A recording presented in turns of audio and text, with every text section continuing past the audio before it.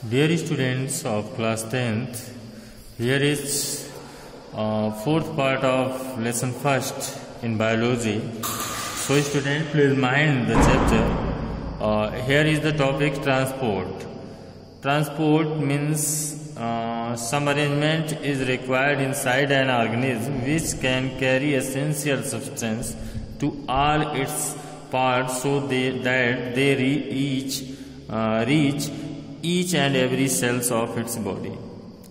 देखिए ट्रांसपोर्ट क्या होता है, जो कि भी मटेरियल्स होते हैं बॉडी में उनको प्रत्येक सेल तक पहुंचाना, और जैसे ऑक्सीजन है, ऑक्सीजन को प्रत्येक सेल तक पहुंचाना, जो न्यूट्रिएंट्स हमें फूड से हमें मिलता है उसको प्रत्येक, तो दिस इज द, इसके लिए एक transportation is very essential for this. So students, in these topics we shall know this. In biology, transport is a life process in which substance observed in one part of body of an organism is carried to other part of its body. अगर biology की बात करें तो इसमें एक life process है जिसमें substance observe हो जाते हैं और एक पार्ट से दूसरे पार्ट बॉडी के लिए पहुंचाए जाते हैं.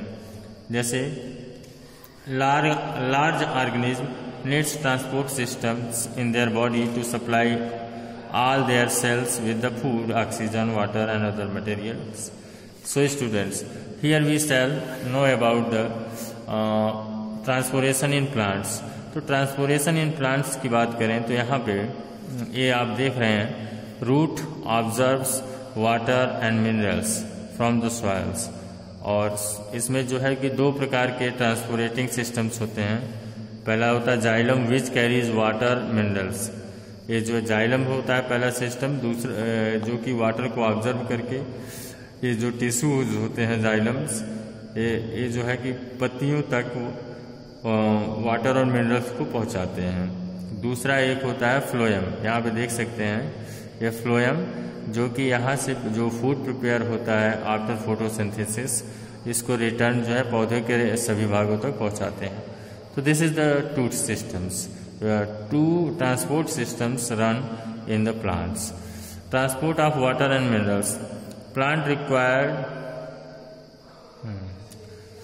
पहला देखिए जाइलम वेसल्स के द्वारा क्या था. Xylem vessel is a non living long tube which runs like a drain pipe through the plant.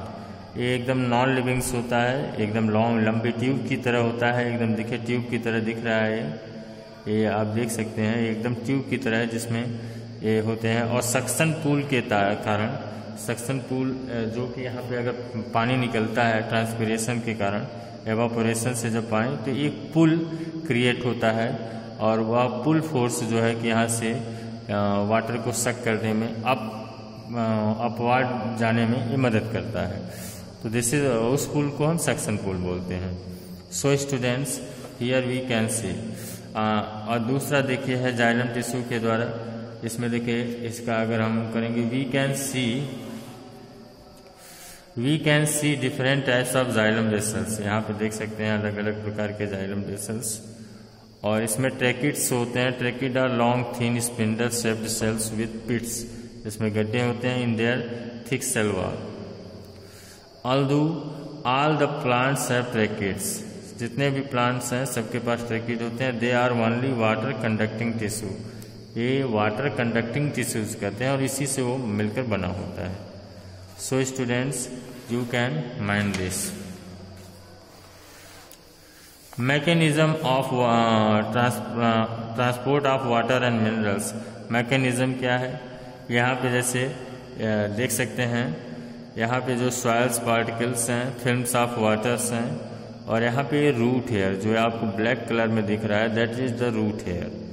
ये रूट हेयर है. यहाँ पे सेल टू जॉल्स डिफ्यूजन मेथड से जो है कि ये ऑब्जर्व कर लेता है रूट हेयर वाटर को, और इसको जो है एक सक्शन पुल के कारण रूट कॉन्टेक्स्ट से होते हुए और ये स्टेम से होते हुए और यहाँ तक पहुँच जाता है. यहाँ पे हम स्टोमेटा भी देख सकते हैं जहाँ से ट्रांसपिरेशन की प्रोसेस हो रही है. This is the leaf. तो ये जाइलम टिश्यू अपवार्ड तक ले जाता है. कैसे, This is the whole mechanism. You can understand with these pictures. Water is sucked up by the xylem vessels. Sucked कैसे होता है मैंने बताया आपको, suction pull. Evaporation of water from the leaves of plant is called transpiration. You know that what is transpiration. And the continuous evaporation of water of transpiration from the cell of a leaf create a kind of a suction which pulls up water through the xylem vessels. Second मैं आपको बताऊंगा transport of food and other substance. मैंने अभी आपको बताया कि पहला method बताया ट्रांसपोर्ट का, दूसरा यहाँ पे है transport of food and other material. जब जैसे फोटोसिंथेसिस के बाद जब जो भी फूड प्रिपेयर होता है उसको जो है पौधों के सभी भागों तक सेंड किया जाता है, उसको हम transportation. Transport of food from leaves to other part of plant is called ट्रांसकोलेशन, ट्रांसलोकेशन. इसको हम ट्रांसलोकेशन का वर्ड देते हैं. तो यहाँ पे देख सकते हैं फ्लोएम कंटेन सिफ ट्यूब. फ्लोएम जो होता है एक तरह से सिफ ट्यूब्स होता है, छलनी, इसको छलनी की तरह होता है, जो सेल्स उसमें होते हैं जो चाल कर उसको भेजता है. Structure of phloem made by सिफ ट्यूब. सिफ ट्यूब के द्वारा कैसे बना है यहाँ पे आप देख सकते हैं. This is a micrograph. ये देखिए माइक्रोग्राफ बना हुआ है, इसमें भी देखिए कैसे चाल कर भेज रहा है. तो यहाँ पे देखिए क्या कहता है sieve tubes which from phloem are living cells. ये लिविंग सेल्स होते हैं which contain cytoplasm but not nucleus. इसमें साइटोप्लाज्म होते हैं लेकिन न्यूक्लियस नहीं होते हैं. इस sieve tubes has a companion next cell next to it. और प्रत्येक के पास एक नेक्स्ट होता है, जैसे यहाँ पे देख सकते हैं एक को एक ट्रांसफर करने के लिए होते हैं.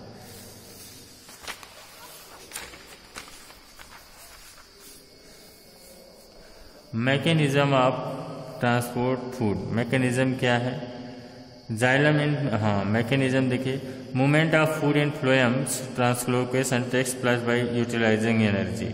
जैसे जैसे हम एनर्जी का यूटिलाइज करते जाते हैं वो जो है सक करते हैं. तो मेन मैकेनिज्म वही है.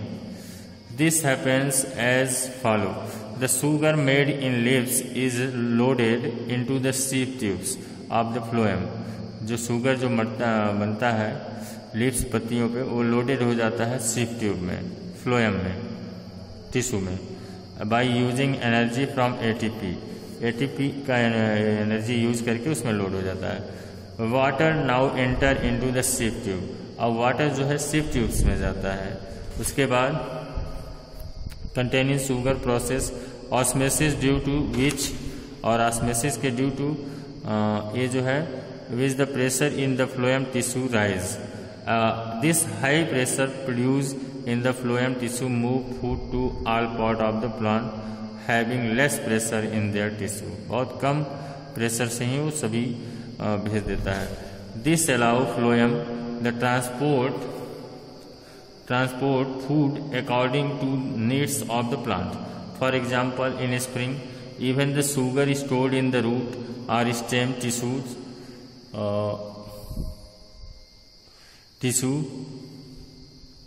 of a plant would be transported through the phloem to the buds, which need energy to grow. Let us answer one question.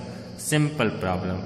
Xylem in plants. ये बहुत सिंपल है, एनसीईआरटी बुक क्वेश्चन है कि xylem in plant are responsible for transport of water, transport of food, transport of amino acid, transport of oxygen. तो I think transport of water is correct answer.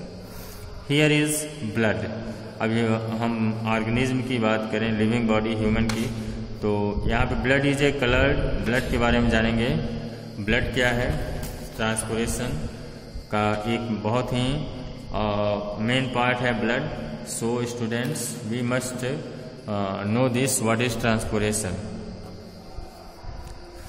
Blood is a red coloured liquid which circulate in our body. Blood is red because it contain a red pigment called haemoglobin in its red cell. Blood में जो है एक green pigment red pigment होता है जिसको हम haemoglobin कहते हैं. ये लौह पदार्थ भी है, आयरन से बना होता है. और blood consist of 4 things. Blood में 4 चीज़ें होती हैं, plasma, red blood cells, red blood क्राफ्ट सेल्स, वाइट ब्लड क्राफ्ट cells and platelets. So students we should know one by one to each. Plasma क्या है? Plasma is a liquid.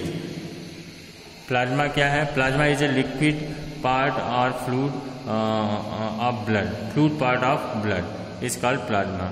ये जो है 90% जिसमें वाटर होता है और ये जो है कि इसमें बहुत सी चीज़ें घुली होती हैं, such as protein, digested food, common salt, waste product like carbon dioxide, hormones, बहुत सी चीज़ें इसमें घुली होती हैं। रेड ब्लड सेल्स की बात करें, रेड ब्लड सेल्स RBC जिसमें हीमोग्लोबिन होता है और हीमोग्लोबिन जो है ऑक्सीजन को ऑब्जर्व करता है लंग से और प्रत्येक सेल तक पहुंचाता है। जैसा मैंने आपको रेस्पिरेशन में बताया कि this process is also very essential. यह प्रोसेस भी बहुत एसेंशियल है। So students try to understand this. Red blood cells do not have nucleus. इनके पास न्यूक्लियस नहीं होते हैं। Red blood cells to be made quickly because they do not live for very long. बहुत लंबे समय तक नहीं रहते हैं। Each red blood cells lives about 4 month. 4 महीनों तक ये जीवित रहते हैं। One reason for short life to red blood cells is that they do not have nucleus. इसका एक रीजन यह है कि उनके पास न्यूक्लियस नहीं होते हैं। और देखिए, when we donate blood to save the life a person, then the loss of blood from our body can be made very quickly within a day. White blood cells की बात में करेंगे। White blood cells fight against infection, protect us from diseases. This is because blood cells help to fight against germs and other foreign bodies. ये जो है एक तरह से कह सकते हैं protective part of the blood.